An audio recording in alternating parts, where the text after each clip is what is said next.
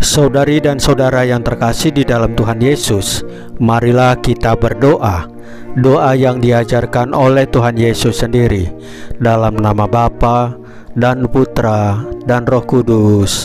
Amin. Bapa kami yang ada di surga, dimuliakanlah nama-Mu, datanglah kerajaan-Mu, jadilah kehendak-Mu di atas bumi seperti di dalam surga.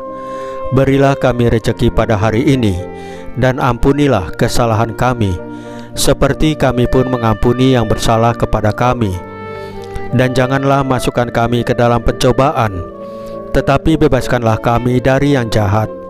Ya Roh Kudus, hadirlah saat ini untuk memimpin dan membimbing kami dalam membaca firman Tuhan Yesus dan merenungkannya, sehingga kami dapat mengerti maknanya dan dapat kami laksanakan dalam hidup kami sehari-hari di tengah masyarakat kami. Pembacaan Injil Matius bab 25 ayat 14 sampai dengan ayat 30. Hamba yang baik, hamba yang jahat. Sebab hal kerajaan surga sama seperti seorang yang mau bepergian ke luar negeri, yang memanggil hamba-hambanya dan mempercayakan hartanya kepada mereka. Yang seorang diberikannya 5 talenta, yang seorang lagi 2, dan yang seorang lain lagi 1, masing-masing menurut kesanggupannya. Lalu ia berangkat. Segera pergilah hamba yang menerima 5 talenta itu. Ia menjalankan uang itu lalu beroleh laba 5 talenta.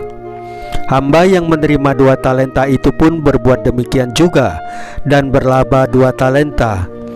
Tetapi hamba yang menerima 1 talenta itu pergi dan menggali lubang di dalam tanah, lalu menyembunyikan uang tuannya. Lama sesudah itu, pulanglah tuan hamba-hamba itu lalu mengadakan perhitungan dengan mereka.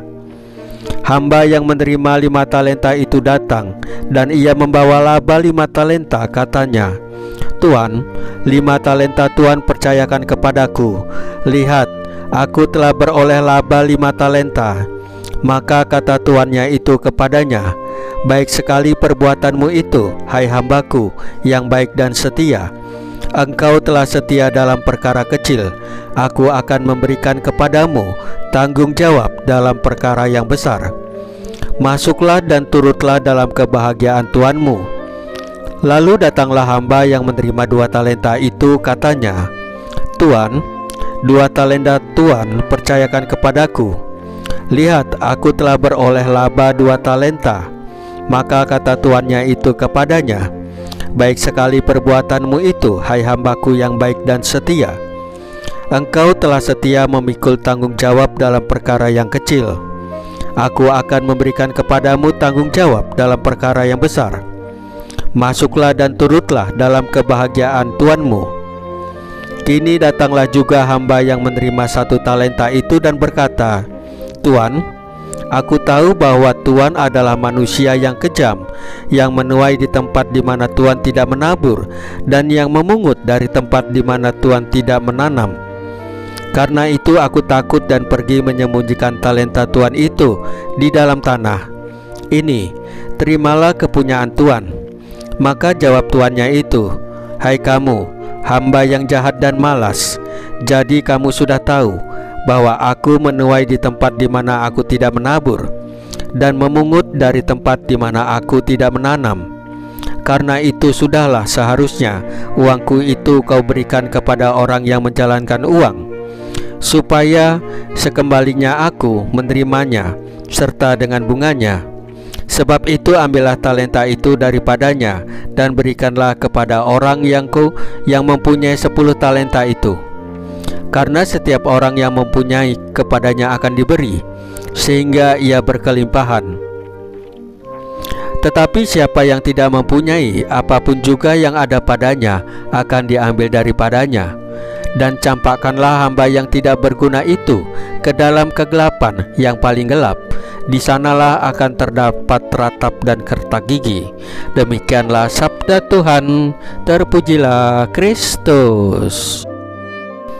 Saudari dan saudara yang terkasih di dalam Tuhan Yesus, kita seringkali melihat dan mengalami bahwa orang-orang sederhana miskin dan tidak terpandang, selalu dipandang sebelah mata.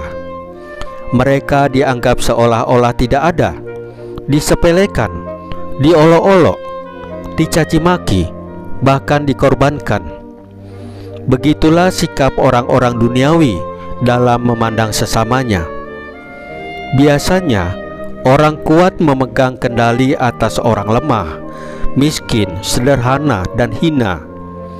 Mereka merasa lebih pintar, lebih berkuasa, dan lebih kaya, sehingga memandang rendah orang-orang yang lemah. Orang-orang yang berbuat semena-mena terhadap sesamanya adalah mereka yang hidup tanpa kasih. Dalam Injil hari ini, kita merenungkan kisah tentang hamba yang baik dan setia, serta hamba yang jahat dan malas. Tuhan menitipkan hartanya kepada kita, bukan hanya untuk dipendam bagi diri kita sendiri. Sebab pada dasarnya, harta itu bukanlah milik kita, melainkan milik Tuhan. Pada saatnya kita mempertanggungjawabkan semua itu. Apakah kita memanfaatkan harta itu menjadi berguna untuk Tuhan dan sesama, ataukah kita menyia-nyiakannya? Artinya, segala pemberian Tuhan kepada kita haruslah berguna untuk kemuliaan nama Tuhan. Jika kita setia dalam perkara kecil, maka kita juga setia dalam perkara besar. Jika kita setia kepada Tuhan dalam kehidupan di dunia ini, maka Tuhan juga akan mempercayakan kehidupan kekal kepada kita. Saudari dan saudara yang terkasih di dalam Tuhan Yesus, marilah kita berdoa. Ya Tuhan, bantulah kami supaya bisa mempertanggungjawabkan segala pemberian-Mu semata-mata hanya untuk kemuliaan nama-Mu. Salam Maria, penuh rahmat, Tuhan sertamu.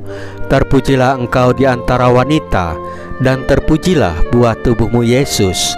Santa Maria Bunda Allah, doakanlah kami yang berdosa ini, sekarang dan waktu kami mati. Ya Tuhan Yesus, tambahkanlah iman kami hanya kepadamu saja, karena hanya Engkaulah Tuhan dan Juru Selamat kami satu-satunya, tidak ada yang lain. Dalam nama Bapa dan Putra dan Roh Kudus. Amin.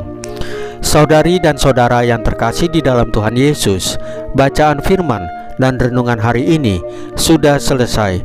Tuhan Yesus memberkati kita semua.